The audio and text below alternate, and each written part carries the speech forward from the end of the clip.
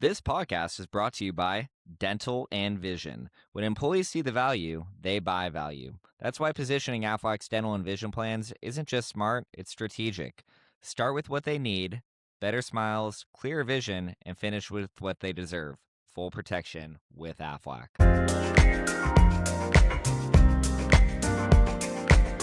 Welcome back to LA Legends, where Aflac pros sharpen their skills, swap stories, and build the LA South market one legend at a time. I am Michael Fisher. And I'm Michelle Lee. Today's episode is about working where the relationships are tight and the margins are real and your reputation matters. We're breaking down how to partner with small brokerage firms, how to win in the small market, and what actually is happening in the broker market space right now. And our guest, he is homegrown from the LA South market. He is a broker sales professional. He has been a associate DSC and led the entire broker team in the LA South market. Will help grow the CBR program, which is Career Broker Rep program. And yeah, you guys know him. You guys love him. His name is Mr. Jason Hammer. Welcome, Jason. Thanks for stopping by and joining us today. Yeah, I mean, thank you for giving me the opportunity to be here. I don't know about all the love, but I definitely know they know me. No, I'm playing around. Hey, I love the LA South. I mean, hey, they actually say that all the time, which is like, if they're not talking about you at all, you don't matter. So sometimes it's with love, sometimes, but hey, they're talking. So that's good. No, absolutely. So we have and I love the LA South group. we do too, man. Well, we have a lot that we want to talk about today. And we're using the word small broker right now, but really what we're trying to do is make things bite-sized for our team, because it's like, we hear the broker world, it's very, very complex, and it could go in a lot of different directions. Can you actually just like paint the picture of like, little second of like how you got into Aflac, but then also like how did the broker space really pull you in, and how did you get really just ingrained there? Yeah, I mean, so starting, we'll give the short answer. Started with Aflac almost 8 years ago now, when I got a random call from David Hernandez and Terry Luchai about an Indeed post that I had not updated in 15 years. Just happened to be that COVID was starting, and I was looking for a new opportunity because everything was shutting down, right? So that's kind of how I got my start. Really, when I came in, I focused on the key partners that I already had, which were mostly commercial, construction, industrial. And through those partnerships, I was fortunate enough that a lot of those were on the 100+ segment space. So I was a broker partner that I had to get involved with to make sure things would work. And as we had opportunities that continued to grow in that space and partner with brokers, it just seemed like the clear-cut way to go about doing business is what allowed me to finish my number 2 spot as my first year as a new agent. So number 2 in the country. And that was all because of the way we attacked broker and the partnerships that we had. So Nice. Nice. I would say, so far as going into the broker space and why we kind of went down that path, again, it was just a clear way to make money faster and easier. Trying to run the series and do all those kind of things, depending on where I was averaging. Some of the cases were $3,000, some were $10,000. But I knew when I was working with broker cases, I was always seeing 25, 30,000 plus in AP. So it was the quickest way for me to get to my AP dollar while opening accounts and building relationships. I think some of us forget that we have to actually do the work behind it to find those people, right? As well as, and they're out there through our existing accounts. They can be that partnership. So we're going to actually walk through quite a bit of that today. So talk us through, when you initially approached, right, a brokerage firm to begin with, like whether they were small or big, sometimes we don't even know, especially if it's coming through an existing account. And then your experience it with it, the last few years as well, right? That you're in the space. What's the actual like right way to go about doing so? I mean, look, there's a couple different ways. So if you're going in through the approach of it's an existing account that you already have and there's a broker involved, I think the easiest way to do is pick up the phone and make a call or stop in and explain the relationship. I think sometimes we get so fearful of, oh my God, it's a broker. Like they have all the control in the world, which they do. But just like any good relationship, if you approach it the right way, if you have open dialogue and conversations, it's usually much easier to tackle it and take on. So, I mean, a lot of the first ones that I had was me stopping in, introducing myself. At that time, we didn't have a process to vet out those brokers. So again, that created some heartaches and some stuff that we had to, wade through. But with the way the CBR program is today, and the process we take, that kind of eliminates a lot of that. But just going in and saying, hey, like, I'm Jason. I have the same account in common with you guys, as opposed to going at an opposite end of each other's. I'd love to set up a few minutes if we could to talk about what we're doing in the account already, make sure it aligns with what you guys are currently doing, and making sure that we actually get you guys compensated for the work and the partnership that's in place. And believe it or not, I would say 8 out of 10 times that actually works. We literally had that happen last week with an account out of the Central Valley. We reached out. It was an account that we had no access into really. I picked up the phone and made a quick 5-minute call introduction, explained what we were trying to do.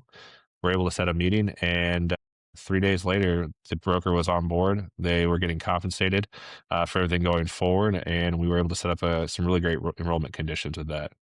Yeah. Again, with Just the way to the space.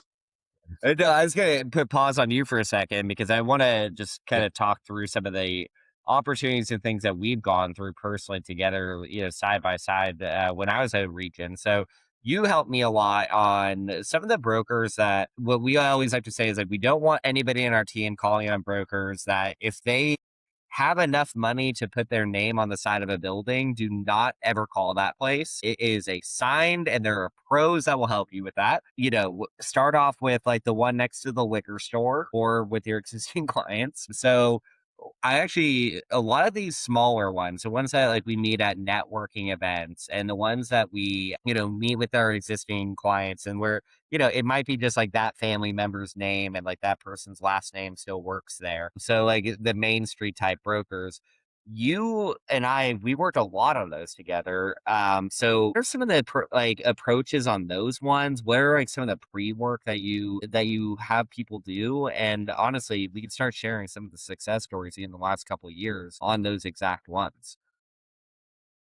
Yeah, I mean, we can take into consideration we have an RSC team. I won't bring up their name, but we have an RSC team that we're working with right now. Where again, we set the baseline of come up with the broker you're looking for. Again, to your point, the alphabet houses, the big boys, we stay away from those. And frankly, with what's out there from a metric standpoint, how we build our business and how Affleck's value proposition plays out, the big houses aren't always in need, which is again why we have BSPs and national account execs tied to those, because it's a different way that we do marketing and we actually take those to business. But your Main Street, your brick and mortars, your regionals in the area, they don't have all the leverage and the capabilities that a lot of those big houses do. So that's where you guys become super invaluable as the field. So what I would do from a standpoint, and literally I just gave this information out last Friday at an RSC's office when we were talking with their CBR team, is come up with a list, search your geographical territory, do a list of 25. Because here at Aflac, we convert about 1 in 5. So out of 5 brokers you reach out to, there's a good chance you're going to set business with at least, or a meeting with at least one of them. And out of that one, you're more than likely to pull 2 to 3 accounts. Again, your ability Mhm. to consistently pour more accounts out of those is going to be how well you actually service the account, take care of the business, and do all the pre-work stuff we're talking about. So once I've gotten through that kind of 25-person list, and like I said, that's usually looking up employee benefits brokers. I don't usually look up just health brokers or PNCs. Not that those don't have valuable resources that we could tackle into, but if I'm looking up employee benefits, that's our target segment for that payroll slot. Once that list is done and made up, it's pretty simple. Nowadays, again, it was a little different back when we first started this kind of program.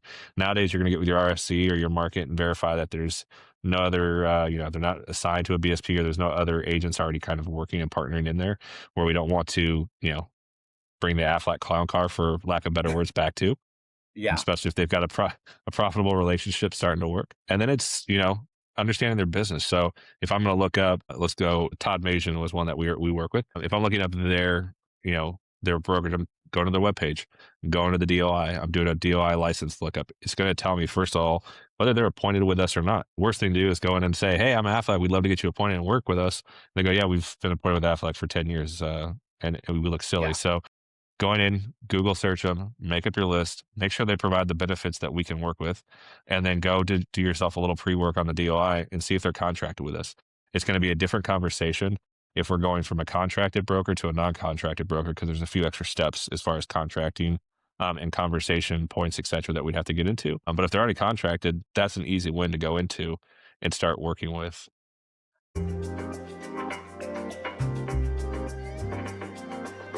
This podcast is sponsored by Scope of Work. Do you want to close accounts? Do you want to actually have the best conditions possible? You want to make sure that you see new hires? Well, use Scope of Work. Recommended by many doctors and all Aflac agents in Los Angeles. Scope of work.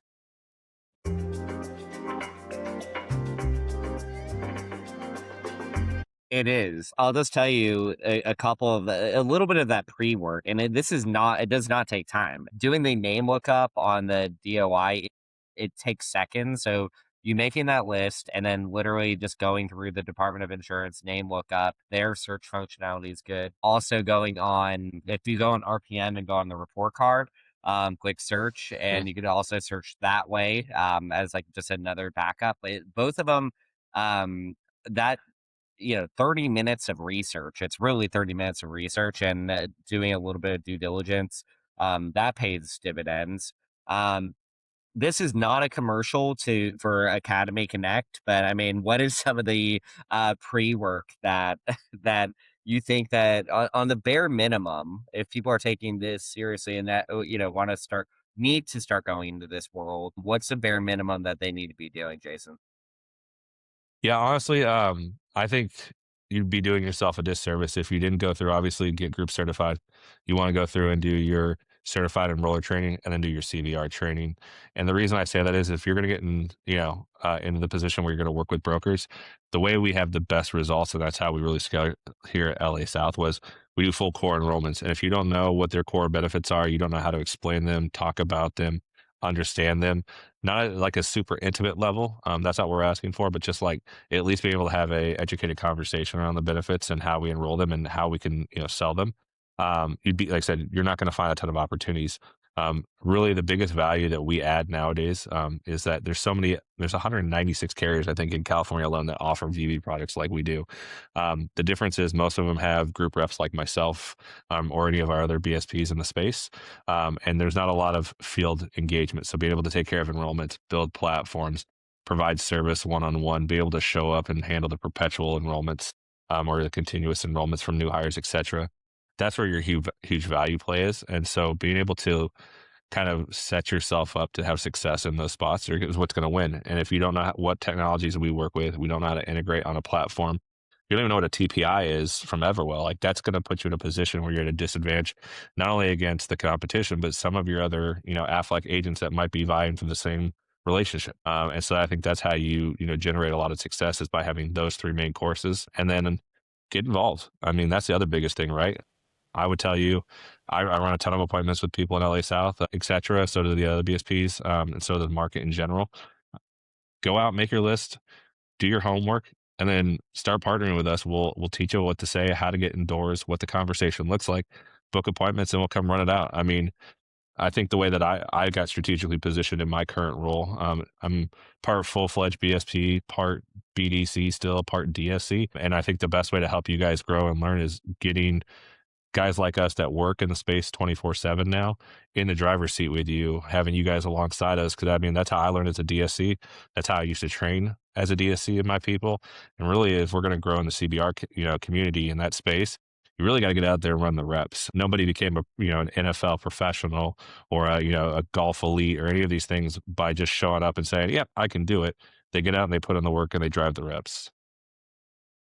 So I love that. I think starting at the baseline of understanding some of that language, taking, the Aflac group training, certified broker rep, as well as certified enroller. We did that last year or 2 years ago, Jason. Jesus, time is Yeah. flying. 2 years ago, but that was our recommendation too, just to get yourself versed on that knowledge. So if you were someone that was like a brand new associate today, they're getting their feet wet, they're getting some accounts under themselves, but they want to actually go into the broker space, as you mentioned earlier. It's a great way to kind of level up and expand, right? Your book of business as well with broker. Can you give some personal advice for someone that's in their first 12 months? Yeah, I mean, I think one of the biggest things that you can do in gaining skill sets and knowledge is actually take the time to, invest in where brokers are investing their time and space. Like, what are you reading? Are you spending your time on YouTube looking up funny videos, or on Instagram going over shorts? Or are you hopping on Academy Connect or on demand to go through training videos? Are you going out and looking on LinkedIn and seeing what other brokers and other group reps or in the areas are posting and following? Are you, taking 5 to 10 minutes a week just to get out there and actually look what's going on in the market space? I think that's the biggest thing, because even if you gain all the knowledge that we have here at Aflac already from a training standpoint, all that stuff is going to set you miles ahead of any other agent that you're going to run into by just doing the baseline of that. But I think if you really want to be the person that's going to take it to the next level, you have to set schedule and be consistent in what you do. Nothing is built overnight. This isn't a, hey, get rich quick kind of scheme thing. Like, this is something that takes consistency on a regular basis. So if I'm giving them, the insight, it's be consistent in what you're doing. So if it's studying, you want to learn more, be consistent in that. Put it on your calendar, commit to doing 30 minutes a week or an hour a week, 15 minutes a week, something, whatever it is. Even start. I remember hearing a story that actually reminded me kind of the same process. There used to be this a gentleman used to go to the 24-hour fitness down the street from me here, and a heavier guy had set his goal was to lose weight and do all of this stuff, and he used to show up to the gym for 5 minutes and then he would leave. And everybody was like, what is he doing? Like, he's not he's not even working out. He's never going to lose weight like that. But he had to create a consistency where he felt like that was the plan. Like, he built that consistency into it. So I'm showing up regardless. I'm showing up for 5 minutes, even if it's just getting inside and not lifting anything. And then that 5 minutes, a couple weeks later, turned in, okay, I feel confident enough to be in the space. Now I'm going to lift a dumbbell or two. Okay, now I'm feeling more consistent. Now I'm going to start working on the treadmill, or I'm going to hit the bench, or I'm going to start doing this. And within 6 months, the guy had dropped 50 pounds, and all by starting at 5 minutes a day, because he just needed to get to a point where he felt comfortable even being in that space. And I think the same thing comes with our broker space. If you can't spend 5 minutes gaining the knowledge, if you can't spend 5 minutes to consistently setting up emails or sending out a phone call, and if you're not going to take the time to schedule it out, you're really going to find a lot of misfortune. You're going to be on the roller coaster. You're going to think brokers make you broker, when actually they're the greatest distribution model you could have here, and they're the biggest elevator for 10xing what you do in the business space here at Aflac. Agreed, man. And you just said so many valuable things right there that are applicable just to just people being successful. The biggest one for me right now that you just talked about, which is being consistent, being a learner. I mean, that's the biggest one. I mean, you could go on ChatGPT and like just to learn about this space. Or the other one that I was really just like thinking about while you're talking is thinking about just genuinely, do you care about the other person? And did you do the research about that? I mean, we say do that in employer meetings. And at the start of this conversation, you actually brought up like, hey, in broker meetings, it's probably still going to be 1 out of 5 that you get a really good relationship out of it. And it's the same thing, obviously, with employers too. It's 1 out of 5. One will, one won't, 3 should. And the better that you get, you'll probably start getting those 3 over. But it's about getting those reps in. But you also, I just want to highlight something because you've had a very, very quick rise here at Aflac, and I think people need to understand that. The other thing that you brought to the table were you didn't just say like, "Hey, I want to do broker. Broker sounds great." You actually went out and brought opportunities not only to your region, but you also brought opportunities to brokers. So I guess like in the small world of like, in small market, just giving people some action items. What are certain things that people can do to help start like growing in that space to get that one or, a few of those smaller brokers to start being true partners with them? Yeah, I think one of the biggest things is going to come back to knowledge base again too, right? And then the value you can add. So are you skilled enough to talk about the platforms like we've talked about? Are you skilled enough to talk about the products? You have to remember, like, the Marsh and McLennans of the world, the Locked-ins, the Levitts, the CBizes, the Digitals, they have the enrollment teams, they have the technology teams, they have the client management teams, they have every team that you can think of, and then some. You know who doesn't have that? Is the mom and pops, is the local regional brokers where there are 1 or 2 or 3 producers. And you can be a literal game changer, but only if you can actually speak to the business. Again, back to that point, we have an RSC we're working with now. Most people would think the RSCs are probably pretty versed in broker and stuff like that. I can tell you it's not. But that being said, that's not a shot at anybody. That's an area of opportunity to improve and grow. This one particular RSC decided to take the bull by the horns, met with me. We had a couple of great conversations around how we're going to attack and strategize from, how we're going to fix, because there was billing issues with an existing broker. How are we going to get these counts back in, proper standing that were canceled or lapsed? How are we going to rebuild this relationship? And then what value adds are we going to bring to them? And I'm not talking about like an Ally Health or a, health advocate, but as a team, what can we supply him with that he doesn't currently have from his Delta provider, his principal, his guardian, etc. By doing that, we came in, explained the situation where we at, understood where we were. So we did some homework, we did some research, we partnered to really find how we could best, penetrate that situation, which was really negative already. Yet, like, to put it in perspective, he had written 3 cases very quickly back to back with us, and then didn't write anything for 3 years because of the service, the follow up, the compensation. By the way, guys, if you're not going to pay your broker, don't bother stepping into this space. That you're just going to do more damage for everybody else. And that's, I think, the other big key as we're going through this is broker is not an individualistic sport. Broker is a team sport. It's a regional sport. It's a market sport. Like, everything that you do here affects not only somebody else in this market, but it could be affecting somebody else in up north. It could be affecting somebody in Arizona. Most people think broker space isn't super small. Like, brokers are super tight knit, and really most brokers are doing like some of our Aflac people do, where they go from one carrier to the next, back to the next, back and forth, and they just Yeah. keep doing this loop. So Yeah. make sure that you're taking care of them. But in this space where we were able to come up and create those strategies together, we asked the broker to give us, again, this was part of building a relation, just give us 3 to 5 accounts. And I think that's the other big thing, right? A lot of our people are afraid to ask for the business. They'll show up, they'll become best friends with a broker, they'll take them out, they'll do drop offs, they'll bring donuts in, they'll remember their birthdays, their kids, sporting events, but they're so afraid to ask for the business. So I think having the knowledge, knowing what the value is you bring, and then being in a position where you are not afraid to ask for the business, and understanding that, hey, sometimes it's a no. We're not at that stage, but that's learning. That's where we grow. Okay. Well, that opens up a ton of conversations as I'm thinking about, even if the broker told me that, great. What's causing you to be hesitant about giving me an opportunity to work with, 3 to 5 of your accounts over the next 6 months? And then be quiet. Let them talk. Hear what they say. They're going to give you a ton of feedback on why they don't need to trust you. Either it's the brand or you haven't done enough to give. And they're going to basically tell you what you need to do to gain the reputation to be able to do that. Yeah. Again, with this RSC, that's what we did. We sat back, we zipped it.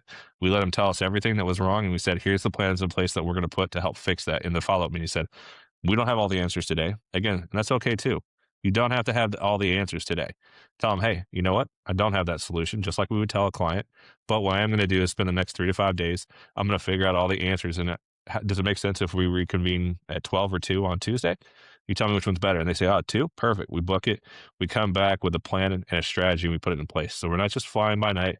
It's not just setting up an enrollment on a Wednesday to go enroll on Friday. It's actually taking the time to put in a little bit of effort, come up with a game plan so they know that you're invested in what they're doing. Because again, they want to see a partner in that relationship. And by doing that, it turned into, in Q4 alone, 15 accounts for over $175,000 in AP from a single producing agency too. So we're not talking like 5, 10 producers. This is one producer that helped us write 15 accounts for over 175,000 AP. And it wasn't because of grand gestures. There's a saying that I used to use, and it says, being impressive only sometimes is not great as being consistent every time. I love that, man. So That it sounds like doesn't. a Socrates quote right there. That's very stoic. Probably got it from ChatGPT at some point. So No, but thanks, Chat. Jason, I'm gonna put you on pause for a second because as I always like to do, I try to underline and pinpoint just a couple of the takeaways that I think are really important there. So one of them, and I think everybody can relate to this, is that you talked about, which is when you talk to them, get to know them, talk to them as a peer. Don't put them on too crazy of a pedestal because you guys need to be working together. And the other one inside of that is as you are having a discovery conversation, you can identify pain points of these smaller ones. And some of the pain points, I know which one you're talking about, which is like a big pain point was, hey, I don't have, if I was trying to compete with the big boys, I don't have the same level of fulfillment, technology support, back end support. And you were able to just sit there quietly, take in the information, and then be like, hey, we can actually handle that for you. but let's get this stuff right. And you didn't overpromise, and you had plenty of touch points throughout that. I know we can expand on that one, but you talked about another great, I think, learning moment inside of that same one, which is the RSC. And we have DSCs, RSCs, CITs. We have a ton of people on here listening. They actually were vulnerable with you and didn't come in there with ego and say, like, I got this. Like, they told you, like, hey, you know what, this space, I'm learning it. And I think that that's something that is missed a lot of the times, is that they're like, oh, you know what, I have this title now. And if I tell somebody that I'm not fluent in every version of broker, maybe they're going to think I'm not great. And it's like, no. In fact, that's actually probably made you want to work with that person more because you knew that they're coachable.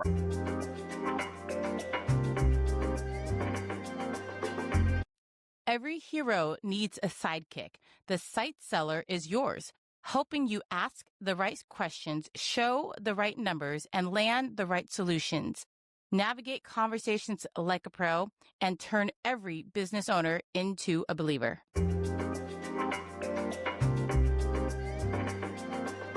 Right?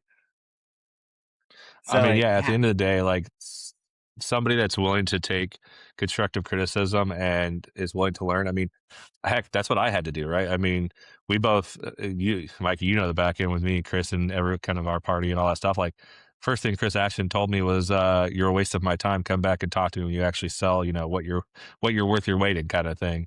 yeah, And you know that turned into a coaching mentality. And again, that's not a shot at him. He knew how I needed to be. He needed how I needed to be handled to make changes that would help me adjust. And even to this point, I still call him up and I'm like, hey, what would you do in this situation? How would you handle that?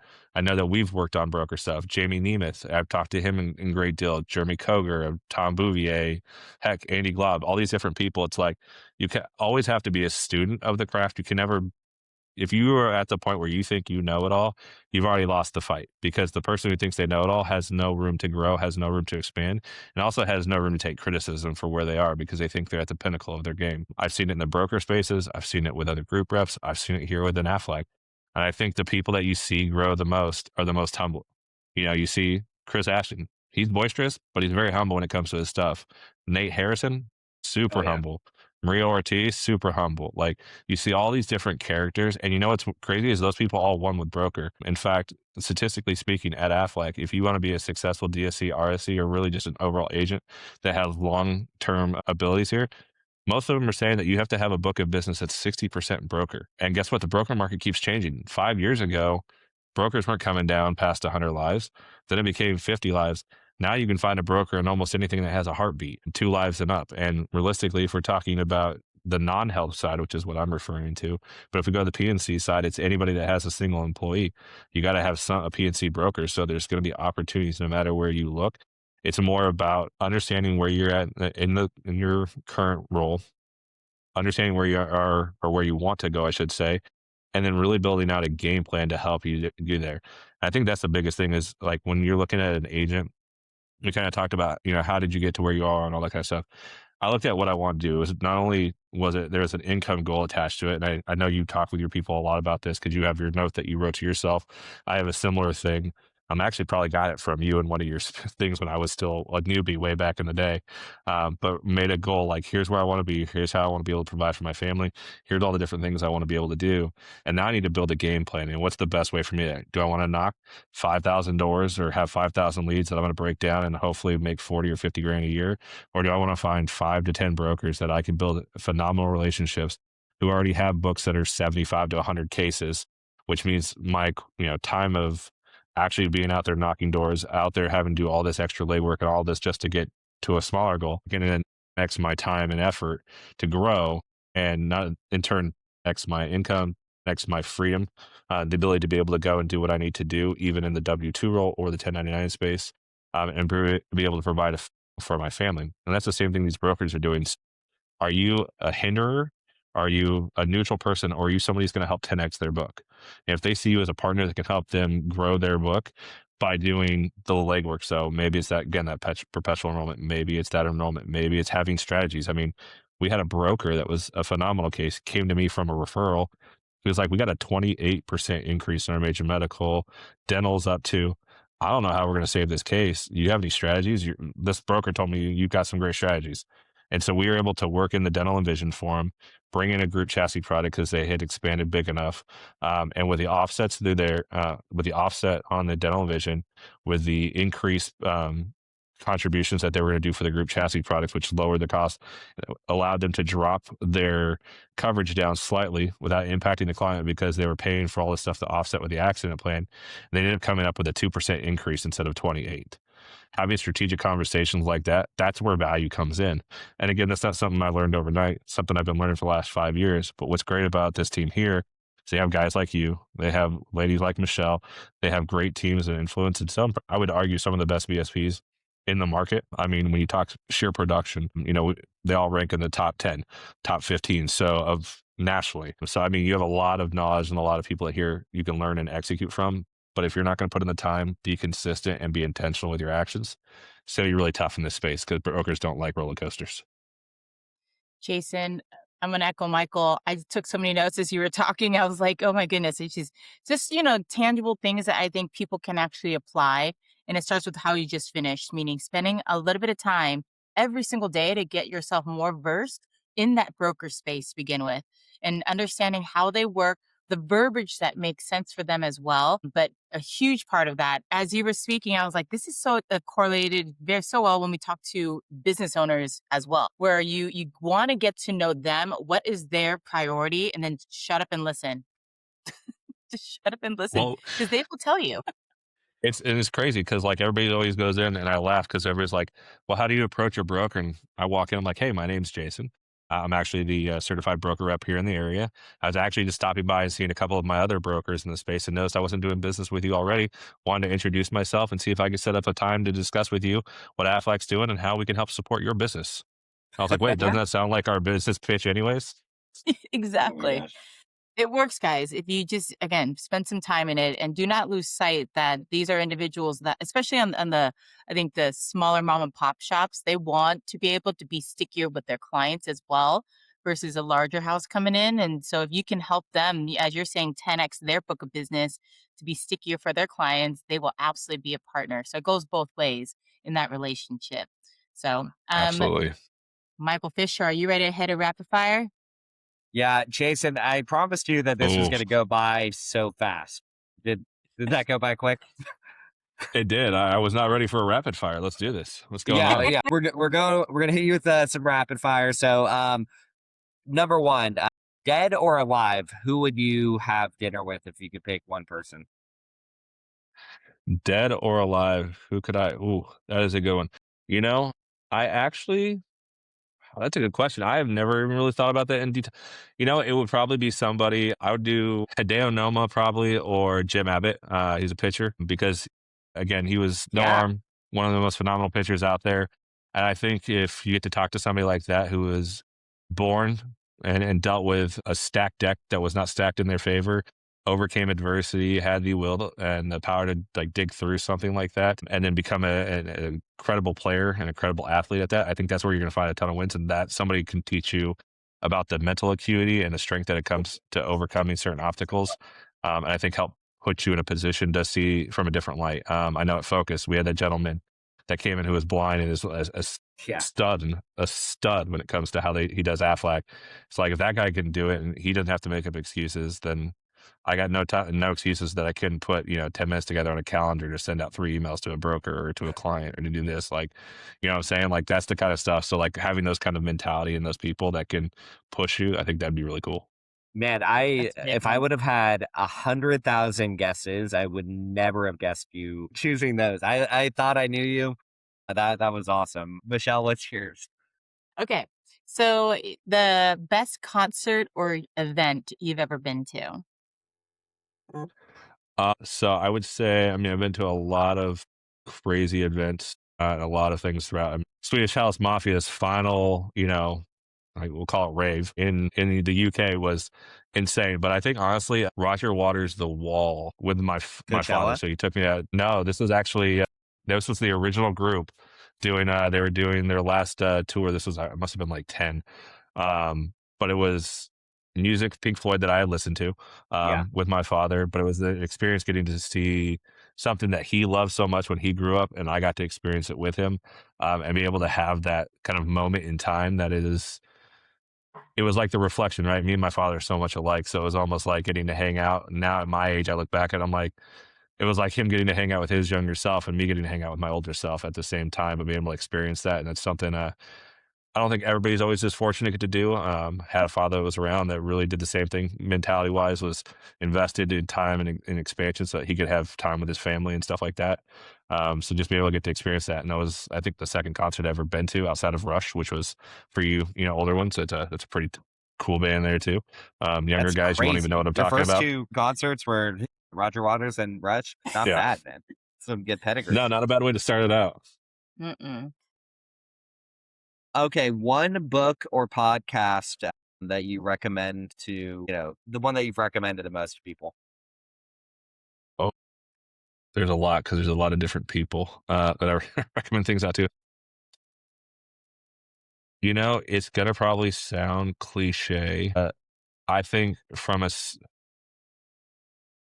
mm, I'm gonna Go. blank on the name of it. It was about GE. It was the original CEO had come back, um, but it was all about processes and systems, especially if we're talking about like a business perspective. Um, I think if we're talking outside of doing a business Yeah, I know which perspective, one I you're would talking look about at. too. I know I just can't think of that one. I think the other one that I would say is probably super high up there. 21 Irrefutable Laws of Leadership, I think, is another one for if I'm just thinking like, again, business basis, right? Like if you look at my book collection, I've got literally those 24-gallon totes. I've got like 3 of them stacked full sitting on the rack. And I've everything from finance to, data trading to everywhere in between. But I think when it comes back to it, like I think understanding people and how they work. I mean, love languages was another great one, but that's more about acts of service and how you handle with people and stuff like that. But I think the irrefutable laws of leadership are not necessarily just leadership laws, but they're laws that we can apply to every day on how we handle and work with people, and how we can provide value. Because I think at the end of the day, regardless of affiliation or how you believe or who you voted for, or any of that stuff. At the end of the day, I think we're all people. We all bleed red. We all need oxygen to breathe, and we all need food to eat. And I think if we can learn how to make this place a little bit nicer along the path and leave it better than where we started out, I think there's nothing more noble than that. Man, we get that one a lot. Yeah. We get that one a lot. Jason, I want to say thank you so much for giving us your time. I know you're busy, and this means a lot to our team. And hopefully, it's going to be one of many times that we get to have you on here because, if there was a surface, we didn't even get close to scratching it. But I think that this is foundational. It does help, and that was just it's going to be helpful because a lot of people on our team, they've known you for years. Thank you again for spending your time with us today. It meant a lot. Yeah, no, again, I appreciate the opportunity. And like I said, like a lasting word out there for everybody is commit to it, whatever you're going to do in this world, whether we're talking Aflac, life, family, kids, whatever it is you do, commit to it, hold the line, and don't waver. Because those who get up repeatedly after, knock down, knock down, knock down, are the ones who create a really magical and amazing life. And I think that Aflac can be that vehicle to help you get to places that you want. But I think having the willpower to take on a lot of stuff too is going to invest in a lot in people. Yeah, absolutely, man. Well, all right. Thank you again, Michelle. I'm going to let you close this out. Jason, thank you so much for sharing your insight today, especially keeping in front of the team that if you spend a little bit each day, right, it can help you grow in this space in a way that you can actually bring value to a broker partnership as well. So, to our listeners, if this episode hit home, share it with someone who is looking to build their business with brokers. Make sure to subscribe to the LA Legends podcast on YouTube, Spotify, as well as Apple Podcasts, and share it with someone who can benefit from today's discussion.